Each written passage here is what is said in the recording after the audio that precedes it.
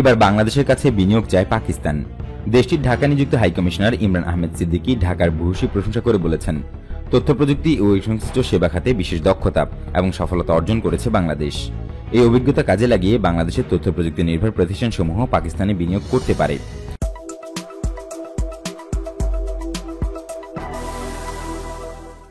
দেশটির হাইকমিশনার আরও বলেন, চীন পাকিস্তান ইকোনমিক করিডোর বা সিপিইসি ব্যবহারের মাধ্যমে স্বল্প সময় ও খরচে চীন এবং মধ্য এশিয়ার দেশসমূহে রাশিয়ার পণ্য পরিবহন করা যাবে।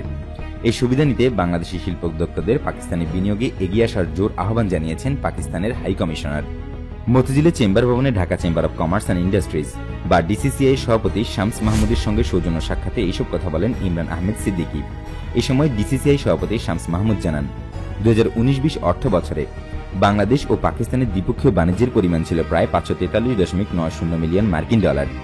দুই দেশের মধ্যকার ব্যবসা বাণিজ্য আর সম্প্রসারণের সুযোগ রয়েছে। তবে এই লক্ষ্য অর্জনে ব্যবসায়িক কার্যক্রম পরিচালনায় বিদ্যমান প্রতিবন্ধকতাসমূহ নিরসন একান্ত আবশ্যক। তিনি পাকিস্তানে ব্যবসায়ীদের বাংলাদেশ হতে বিশেষ করে পাট ও পাটজাত পণ্য, তথ্য প্রযুক্তি ভিত্তিক সেবা, সিরামিক, চামড়া ও চামড়াজাত পণ্য, কৃষিখাদ্য, ওষুধ আরও বেশি হারে আমদানির আহ্বান জানান। এছাড়া তিনি ব্যবসায়ীদের স্বার্থে ভিসা প্রক্রিয়া সহজতর করার আহ্বানও জানিয়েছেন।